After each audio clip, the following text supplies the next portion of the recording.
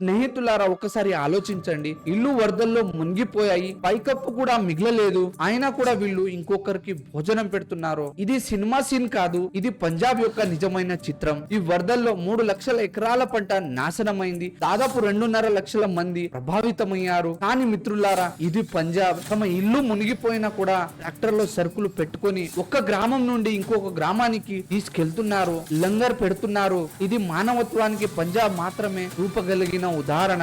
కానీ ప్రశ్న ఏమిటంటే, పంజాబ్ సహాయం అడిగినప్పుడు దేశం మిగతా భాగం ఎందుకు మౌనం వహిస్తుంది?